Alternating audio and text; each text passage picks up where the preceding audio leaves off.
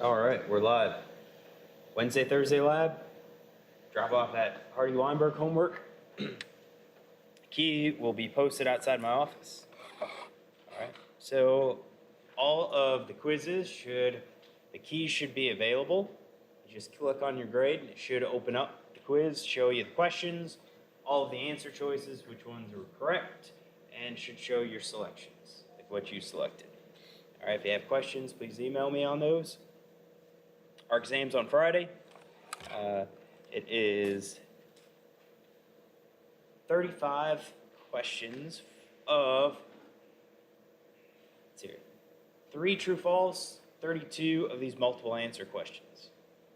All right, you have basically a minute per question, or a little under a minute per question, which is about the approximation for college level exams, multiple choice exams.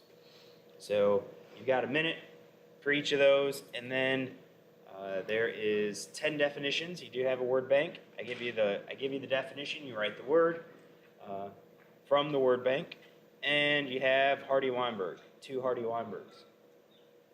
The 2 Hardy-Weinberg questions, no more than 10 minutes. That's your allotted time. So when you get in here and start, you're going to have to watch the clock. Make sure you are progressing. If you get to a question and you don't know it right away, move on. Move on. All right. The multiple answer questions are worth 2 points each. So that's where the bulk of our points come from. Definitions are 1 point each. So we'll get up here. As soon as I get out here, I'll hand out the test. All right. You have until 8:50. So at 8:50, you're going to turn it in. I suggest bringing a pencil and using a pencil on those on the exam. So if you have to erase, you can. All right. If you have to erase, you can. And the multiple answer scoring counts just like they do on Blackboard. So you get partial credit. So if you only know one answer for sure, you can get partial credit for that answer. All right. If you mark an answer incorrectly, you'll lose half a point on those. All right? So it's to penalize guessing and really kind of award you for what you really do know. What you're demonstrating what you know. So it's going to be check the box pretty much. Yep. Yeah, it's not necessarily Scantron, but it's kind of like Scantron. Yep. Bubble. You bubble it in. Bubble in the answer. There's an answer sheet for the questions. You'll turn in the answer sheet with your exam, and then you'll get both back. So and I'll post the key outside my office when they go back, when the exams get handed back. So that way you have it to study and prep for the final exam. We'll see how it goes. All right. So Friday here, 8 o'clock. 50 minutes. 50 minutes. Any questions? Any questions? All right. The Hardy-Weinberg homework, I'll post the key outside my office. You had the Hardy-Weinberg practice problems that were posted. Those are outside my office. All right. And I did have a couple questions. That Hardy-Weinberg quiz, right, those practice problems, that doesn't count as an actual quiz. That counts as just part homework assignment. All right, because the homework and attendance counts as like 5%. So if you do it, you get credit for the homework assignment if you attempted it. Even if you didn't get it all correct, you attempted it. All right. So we did water stress in animals, right? Their adaptations. We talked about fish, freshwater versus saltwater fish. They work opposites. The gills are an important location for water movement and for salt uptake or excretion. All right. Now, some of you might prefer to stick with the animals, but we also have a whole other group of organisms that deals with water, and that is plants. All right, so we're going to talk about the physiological adaptations to plants. All right, so their problem is much like that of the animals, and that is they can dry out. All right? They can dry out because their leaves, their stems aren't 100% impervious. All right? You're going to have evaporation taking place from the leaves and from the stems. Some of that evaporation is through their stomata, right? Through their little pores that allow gas exchange. Some of that is actually through the tissue itself. Through the tissue itself. Now, when the plants start to dehydrate, when they start to lose water, you can get death of that plant in one of 3 different ways. Maybe it's a combination too. So the first way is failure of the hydraulic system. So we talked about these hydrogen bonds. We talked about how water has this adhesion and cohesion properties. They'll stick together. The plants utilize those processes, or those phenomena, to transport water from the roots all the way up to the stem, all the way up the stem to the leaves. All right? So part of that process, though, involves setting up a negative pressure system where you're slowly evaporating water out at the leaves, and that's allowing some suction to help pull the water up through their xylem. All right? When you dehydrate, you can lose that negative pressure, and you can cause a breakdown of what's called the hydraulic system, which means it can no longer transport water, and in many cases, it can no longer transport the solutes. And if you can't transport water through the plant, well, you've just magnified that problem. Your leaves are already wilting. You've shut the system down. So even if we start watering them and getting them that much needed water, they can't transport it, and they continue to die. All right. So when you see plants start wilting, hey, that's your sign. Maybe I need to start giving them more water. If you let them wilt too much, you can stop that water transport system. The second is carbon starvation. All right, so this is when our plant senses that it is water stressed, so it closes its stomata. So those stomata are pores on the leaf that allow gas exchange. When you close that stomata, you limit your water loss, but it comes at a cost. And that cost is you're stopping gas exchange. All right? Now, why do the plants need gas exchange? Why do they need this CO2? What do they use it for? Yeah, right? Through photosynthesis. Takes light energy, converts water and CO2 to sugars. So if you close your stomata too long, you prevent gas exchange, you start to run out of your stored energy, you can't make any additional energy, and you can slowly starve and ultimately die. And this third way is more of an indirect effect. So if you start to get stressed from a low water situation, then the plant becomes more susceptible to disease and parasites. All right? So you can live with some of the parasites, you can live with some of the diseases, some of the fungi, some of the bacteria that are out there, but as soon as the plant gets stressed, it can no longer fight those things, and those things can infect the plant, take over, and ultimately kill them. So that's more of an indirect effect of being stressed. We include it here because they're still able, sometimes plants can still transport water, they still photosynthesize, they get enough gas exchange, but it's the pathogens that take them out. All right? So we know plants have adaptations because we can see them. We can see these plants survive in these dry environments. Those plants that have the adaptations to survive arid environments are called xerophytes. All right? They're adapted to hot, dry environments, and we have, we talked about some of those adaptations. All right? And a lot of those adaptations are aimed at one of two things, and perhaps both. One, adaptations are aimed to reduce evaporation, so reduce the water loss. Or you have adaptations aimed at water acquisition. So what are some examples of adaptations that reduce our evaporation? What's that? Okay, thick cuticle, right? Have a thick, make it thicker, make it harder for water to get through the cells to evaporate. That can work. What else? Orienting the leaves into the shade. Okay, change your orientation. Minimize some heat acquisition, which further reduces our evaporation. Yeah, well, yeah, leaf color, reduce the heat, reduce evaporation.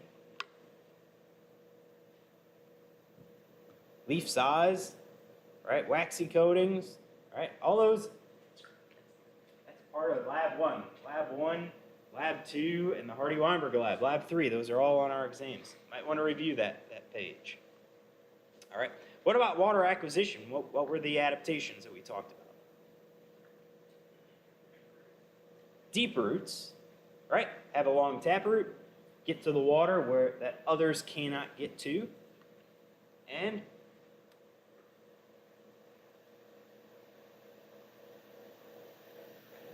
it's the other option for our roots.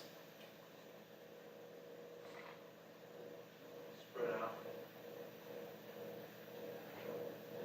Shallow, expansive root system, get the water first. So when it falls, get it first. So these are root adaptations for the water. And why the roots? Because the roots are the primary site of water uptake. All right, so the amount of water that's available to these plants is determined by the soils themselves. All right, it's determined by the soils, the type of soils, the particles in the soil, and so forth. So our water is actually integrating in the spaces between the soil particles. That's where the water is, and then the plants will take it up by establishing a gradient and letting the water flow down its osmotic gradient. We have two terms that determine water availability in our plants. The field capacity is the amount of water that can be held by the soil itself. It's basically how much space is there for the water. So it's going to be affected by the space itself of the water. Right?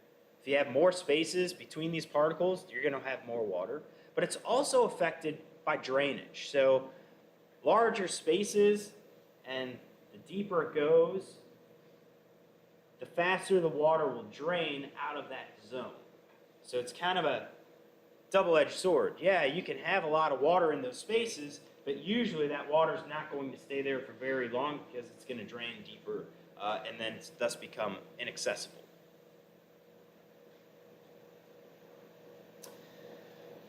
The other term is a permanent wilting point. So you have the water inside the soil, inside these spaces. The permanent wilting point tells us how much of that water is inaccessible to plants because that water is stuck to the soil particles themselves. All right, so the soil particles are going to have a charge. We said these water molecules have partial positive, partial negative charges. Like opposites attract, opposite charges attract. So you're going to have some of these water molecules sticking to the soil particles. How much of that water is unavailable is the permanent wilting point.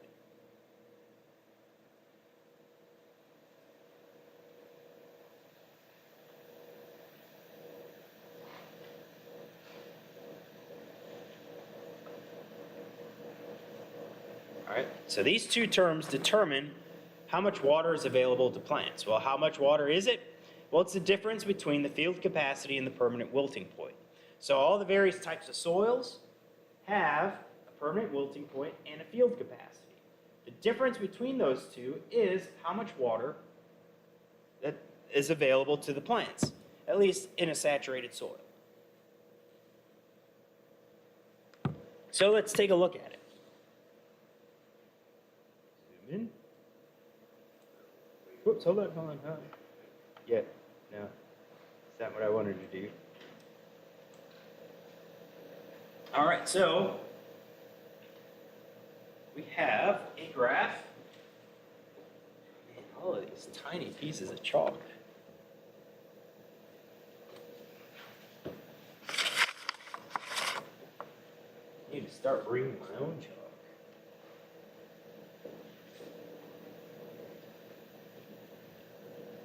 Surely there's a longer piece.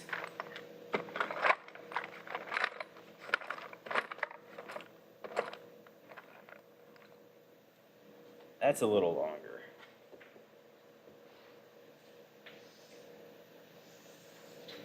All right, so we're going to have a graph here.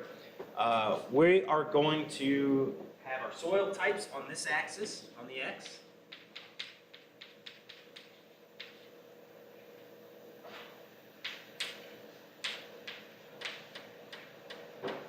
And we're going to put the amount of water on the Y-axis. All right. So our soil types will range from sand down here all the way up to clay up at the top.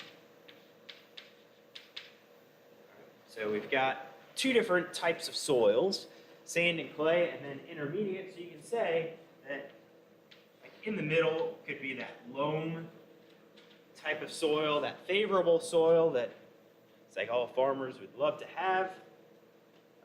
And the soils vary based on their particle size and their particle charges. So, our field capacity is the amount of water that's available to plants. It's how much can be held in the soils.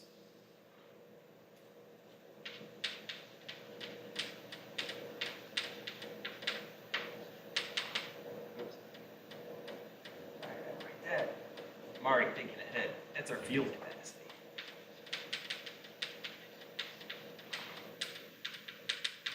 Here's our field capacity. It says how much water can be held inside the soils. Now note that when we are above the line,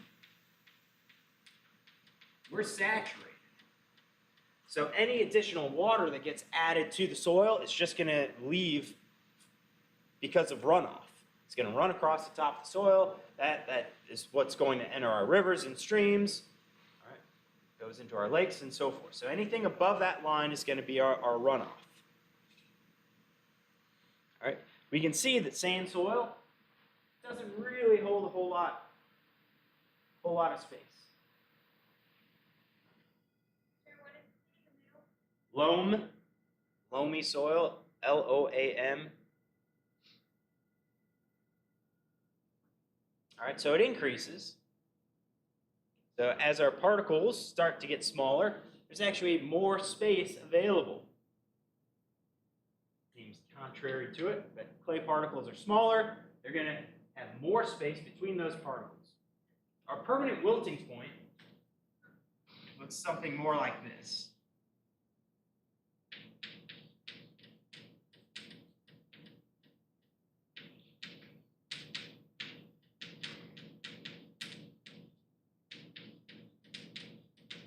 Permanent wilting point. All right. Lower for the sand, got pretty darn good drainage in sand soils. And it's a low because water's not really sticking to it very much. Clay soils are charged. So while those soils can hold a lot of water, there's a lot of space between those, a lot of that water is bound, stuck to those particles. So it's unavailable. Unavailable. The difference between these two lines is how much water is available to our plants themselves.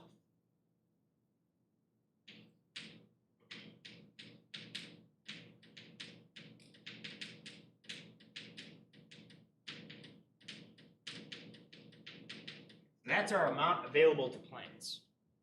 So you can see that the loamy type soil represents a really good balance between how much water can be in the soil, our field capacity, and limiting the amount of water that's stuck to the soil particles.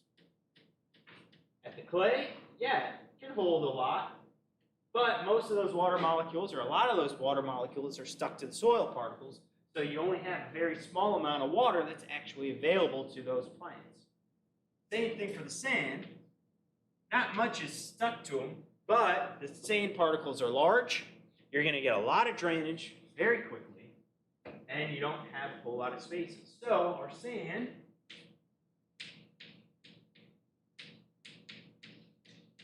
large particles and good drainage. Our clay, small particles,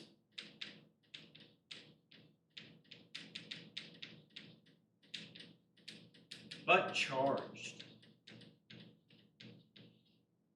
Small particles, but charged.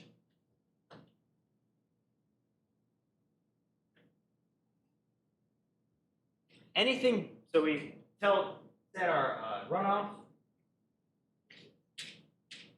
up here, everything else down here, that is our stuck to soil particles.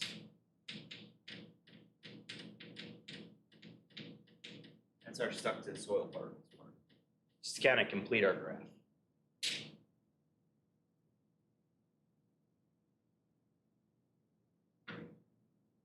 All right, so if a plant ends up in clay soils or sandy soils, it might see itself as being in a water-stressed environment, not having a whole lot of water, even though you might get a lot of rain, say rain every day.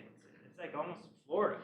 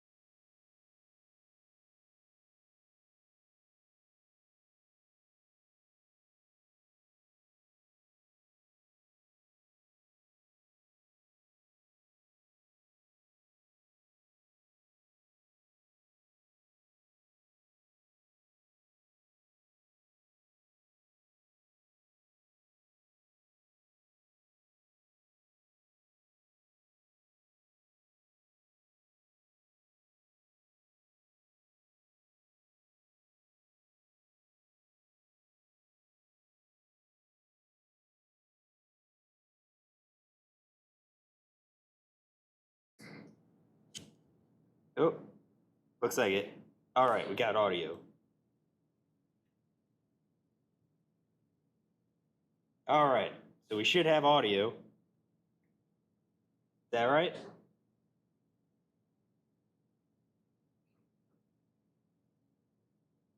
Waiting. Yep. All right, so power shut off over here. Building just kind of went black. So let's pick up where we left off here. So permanent wilting point, field capacity, difference between those two, that's what's available to the plants. All right, and on our, get this down here, whoops, wrong one.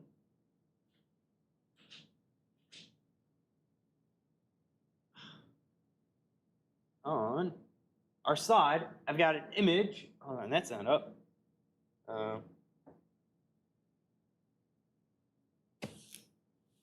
Now, let's see.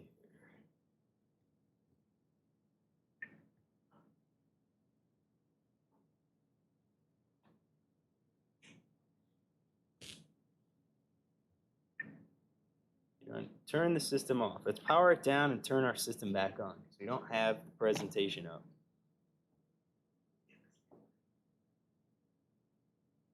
All right, so while we're waiting, the quiz, yeah, it has 2 answers. I had to look it up. I couldn't remember my question. Answer number 1 is 1. Answer number 2 is 2. Good guess. Good guess.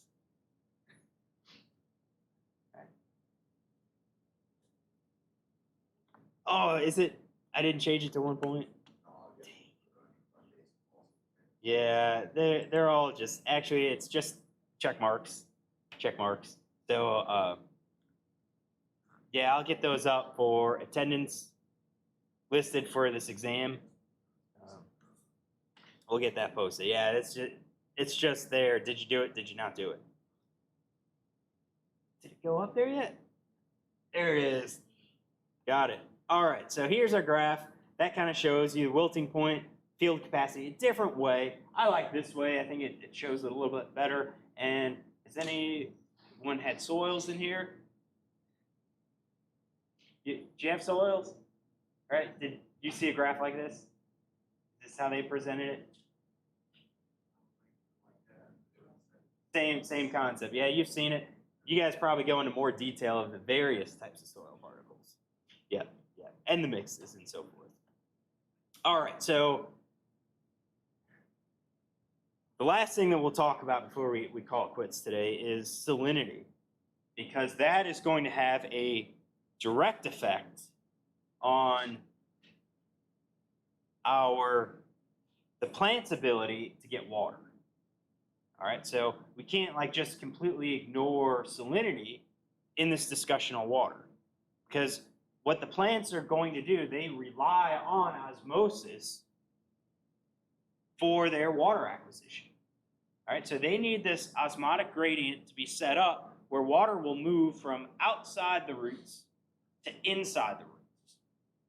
All right, and if we change the salinity, if we change the salt concentration outside, it's going to make it harder for the plant to get the water. All right, so in almost all cases, our plant roots, or the plant itself, is going to be saltier, or it might not be saltier, but it could be saltier than the environment itself. All right, and that's pretty good because you get the water moving from out to in. But as soon as you start adding more salts to the soil, you can have that case where it flips, and now the soils are saltier, which means the water wants to flow from the roots to the soils themselves. So the plants, if they're going to get water, will have to expend energy to do so. Where does that energy go? How are they using it? Well, the plants use that energy to establish a salt gradient. And what they're doing is making parts of their root saltier than the soil themselves so that water can flow in, and then they move the water right into the xylem and start shunting it up. So you got to remember, it's not just the salt concentration, right? So we're also going to be dealing with some pressures as well that can help draw the water. So what you're doing, here's an example. All right, you've got water movement into the root hairs. All right, it gets transported to the xylem and then it gets pulled up. So in this area, we've got a negative pressure system that's helping to draw water up, draw water away. All right, as soon as we start to add salts, water, it isn't going to want to flow. So what our plants will do, will start to make these areas super salty, or at least saltier than soils. So water will still want to flow, and then you've got a series of one-way pores, one-way transporters, that'll get the water along the path to the xylem. So you've got areas of the cells or areas of those roots that can tolerate the very high salt conditions. You've got other areas that are kind of walled off so that they're unharmed by that saltier condition. Where do we find these plants? All right. Deserts, believe it or not, often do this. Desert plants often do this. And you might think, why? Why would deserts do this? It's not, I mean, a desert's far from the ocean, usually. Usually, right? Look at our deserts here, far from the ocean. Well, we have leaching that can happen. So you get the rainfall saturates the soil, and then evaporation is going to draw the water off the top, and because of that cohesion-adhesion property, it's going to pull some water up. It's not just the water, but it's also the salt that is dissolved from the soils into the water, drawing it up to the top. So this is an example. You can kind of see the salt crystals on top of the soil. This is leaching. They didn't dump a bunch of salt out here. This was, you irrigated, you have evaporation. These salts are coming from the soils themselves. Coastal areas where you have salt spray. That salt spray is depositing a bunch of salt in those areas. All right, those coastal plants have to have a way to get water into their system. So they expend energy to do that by setting up these gradients. And then you also have just regular hard water areas. All right, water that has picked up the minerals, and that water, maybe around a lake type system, you'll get some spray there as well. But those edges have to tolerate the saltier condition. Questions? All right, what we're going to do is stop here because what we're getting to is C3 pathways, C4 pathways, and CAM pathways, which I think Logan answered on one of his quizzes, right? CAM pathways. So this is kind of another evolutionary response to these dry conditions. I know right now that I am ahead of schedule. We've been kind of flying through these things, so I don't mind stopping early. Just remember, start studying. Should be studying. You should know this stuff forward and back. All right. Use the quizzes. Best thing somebody's going to ask. How should I use the quizzes? Best thing that you can do. Look at the quiz. Try to find the answer in your note. And the ones that shouldn't be answered, figure out why. Well, what makes them wrong? What makes them the incorrect choice? In some cases, it's just pretty obvious. Wrong words. All right? Or maybe it's the opposite. Maybe I put in a not or something like that. Find that in your notes. That gets you looking into your notes, not just for that material, but also the material before and after. Really good way to kind of review it and study. All right. See you on Friday. Oh, is that the homework? Wednesday and Thursdays? Yeah, Wednesday and Thursday lab homework. You can go ahead and drop it off on this front desk. And yeah, we had a question. What was the attendance answer? 1 and 2. 1 and 2. I don't mind giving that because we lost power today. Thanks, Lily, for answering that. All right, Friday, in class.